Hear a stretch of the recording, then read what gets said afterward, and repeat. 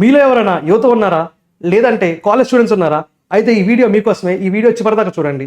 రీసెంట్‌గా RBI digital lending rules పట్టుకొచ్చింది. ఈ digital lending rules అంటే ఏంటో, దీని గురించి విషయం ఏంటో కంప్లీట్‌గా తెలుసుకునే ముందు ఒక చిన్న స్టోరీ చెప్తా. మీరు అప్పుడప్పుడు వాట్సాప్‌లో అయినా సరే, లేకపోతే మీ యొక్క కాంటాక్ట్స్‌లో అయినా సరే, లేదంటే టెలిగ్రామ్‌లో గూడా మీ ఫ్రెండ్స్ గురించి అసభ్యంగా ఇతను అప్పు తీసుకున్నాడు కట్టట్లేదని చెప్పి మీకు మెసేజ్ రావడం జరిగిందా? సో, అలాంటి ఒక ప్లాట్‌ఫార్మ్స్ గురించి మనం ఇలా డిస్కస్ చేయబోతున్నాం. ఆ ప్లాట్‌ఫార్మ్స్‌నే మనం డిజిటల్ లెండింగ్ ప్లాట్‌ఫార్మ్స్ అంటాం. డిజిటల్ లెండింగ్ యాప్స్ అంటాం. సో, అలాంటి యాప్స్ ఇండియాలో చాలా అన్‌రెగ్యులేటెడ్‌గా ఉన్నాయి. వాటన్నింటిని కూడా స్ట్రీమ్‌లైన్ చేయడం కోసం పట్టుకొచ్చిందే ఈ యొక్క digital lending rules by RBI in 2025.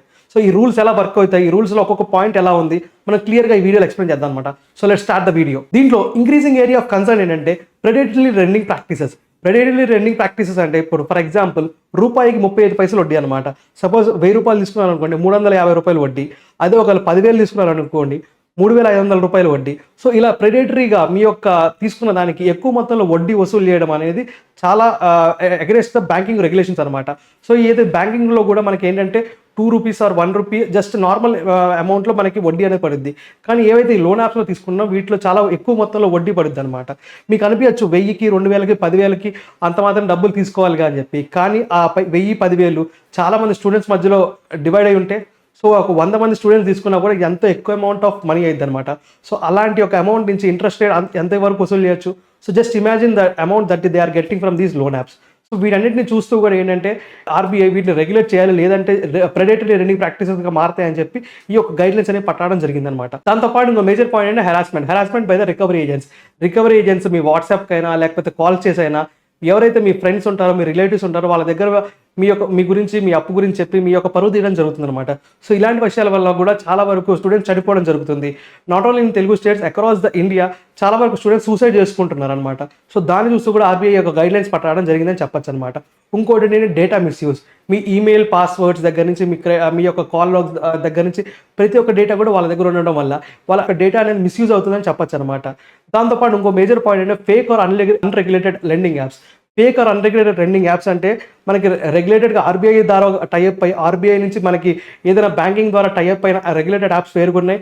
మళ్ళీ అన్‌రెగ్యులేటెడ్ యాప్స్ వేరేగా ఉన్నాయి. సో, వాటిని స్ట్రీమ్‌లైన్ చేయడం కోసం కూడా ఈ గైడ్‌లైన్స్ పట్టుకొచ్చారని చెప్పుకోవచ్చు అనమాట మనం. అయితే ఇప్పుడు ఈ న్యూ రూల్స్ ఎవరికి వర్తిస్తాయి? ఈ న్యూ రూల్స్ వర్తించేది మనకి షెడ్యూల్ కమర్షియల్ బ్యాంక్స్ అయినా, కార్పొరేటివ్ బ్యాంక్స్ అయినా, లేకపోతే ఎన్‌బీఎఫ్‌సీస్ నాన్ బ్యాంకింగ్ ఫైనాన్షియల్ కంపెనీస్ అయినా, లేకపోతే హౌసింగ్ బ్యాంక్స్ అయినా, లేకపోతే మనకి నాబార్డ్ ఇట్లాంటి ఇన్స్టిట్యూట్స్ అన్నిటికీ కూడా ఏవైతే రెగ్యులేట్ అవుతున్నాయో, సో, ఆ రెగ్యులేటింగ్ ఎంటిటీస్ అన్నిటికి కూడా ఈ యొక్క కొత్త రూల్స్ అనేవి అప్లై అవుతాయి. వీటితో పాటు మనకి లెండింగ్ సర్వీస్ ప్రొవైడర్స్‌కి కూడా అప్లై అవుతాయి. దాంతోపాటు డిజిటల్ లెండింగ్ యాప్స్‌కి కూడా ఈ యొక్క కొత్త రూల్స్ అనేవి అప్లై అవుతాయి అనమాట. సో, ఎప్పుడు కూడా ఇప్పుడు డిజిటల్ యాప్ అనేది డైరెక్ట్‌గా కస్టమర్‌కి లెండ్ చేయడం లేదు. డిజిటల్ యాప్ అనేది ఖచ్చితంగా ఒక బ్యాంక్‌కి కనెక్ట్ అయి ఉండాలి.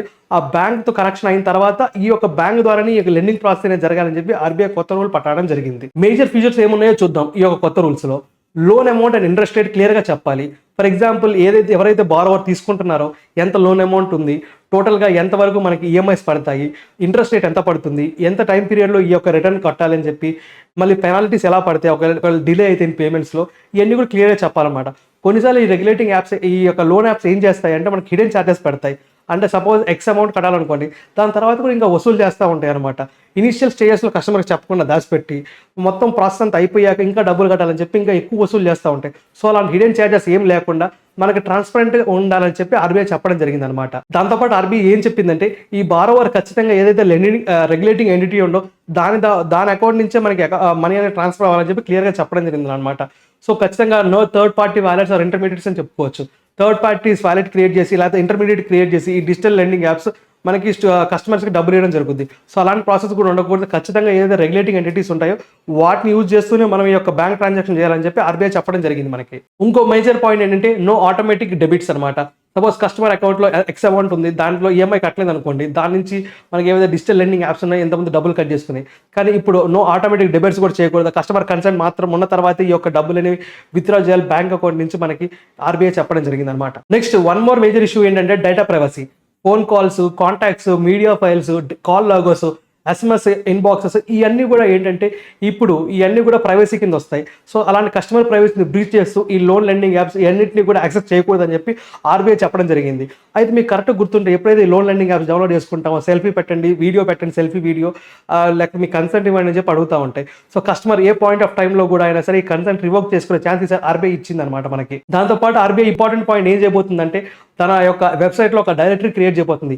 ఏవైతే లోన్ లెండింగ్ యాప్స్ ఉంటాయో వాటి గురించి అన్నిటికీ కూడా ఏవైతే అథెంటికేటెడ్ ఆర్ రెగ్యులేటెడ్ యాప్స్ ఉంటాయో వాటి గురించి ఆర్బీఐ తన వెబ్సైట్లో చెప్పబోతుంది. సో ఒక డైరెక్టరీ ఉంటుంది, ఆ డైరెక్టరీ ఏవైతే లెజిటిమేట్ యాప్స్ ఉంటాయో వాటి గురించి చెప్తామన్నమాట. ఆ కస్టమర్స్ కూడా ఆ యొక్క లెండింగ్ యాప్స్ దగ్గరికి వెళ్ళి అప్పులు తీసుకోవాలి ఒకవేళ తీసుకోవాలనుకుంటే. సో మిగిలిన ఏ యాప్స్ దగ్గర తీసుకున్నా కూడా అన్రెగ్యులేటెడ్ యాప్స్ కింద మనం చెప్పుకోవచ్చు అనమాట. సో అవి ఖచ్చితంగా ఇల్లీగల్గా మనకి అప్పిస్తున్నాయని చెప్పొచ్చు. అండ్ వన్ మోర్ థింగ్ ఇంకేంటంటే కూలింగ్ ఆఫ్ పీరియడ్. ఇప్పుడు సపోజ్ 2000 మనం అప్పు తీసుకున్నాం అనుకోండి, ఎమ్మటే అప్పు కట్టేస్తే 3000 క్రెడిట్ అన్లాక్ అవుద్ది, 3000 కూడా కట్టేస్తే 5000 10,000 అట్లా అన్లాక్ అవుతూ ఉంటాయి. సో ఇమీడియట్గా ఏంటంటే కస్టమర్ ఒక లోన్ తర్వాత ఇంకో లోన్ తీసుకుంటా ఉన్నారు. సో అలా ఉండకూడదు, ఖచ్చితంగా కూలింగ్ ఆఫ్ పీరియడ్ ఉండాలి. ఫోర్స్ఫుల్గా మీరు బారోయింగ్ చేయకూడదు అని చెప్పి చెప్పడం జరుగుతుంది అనమాట RBI. Next mandatory loan documentation and communication ఉండాలి. సో ఏవైతే రెగ్యులేటెడ్ ఎంటిటీ ఉంటుందో అది రెగ్యులేటెడ్ ఎంటిటీ ఫైనల్ ట్రాన్స్ఫర్ చేసే ముందు కస్టమర్కి ఎన్ని డీటెయిల్స్ కూడా ఎస్ఎంఎస్ చేయాలి, లేకపోతే ఒక ప్రింటెడ్ డాక్యుమెంట్ అని ఇవ్వాలని చెప్పి ఆర్బీఐ చెప్పడం జరుగుతుంది. So this is all about the digital loan lending apps. I hope you got this video. If you like this video, please like and share. And for more such content, please subscribe to Arc Reflection IAS. Thank you.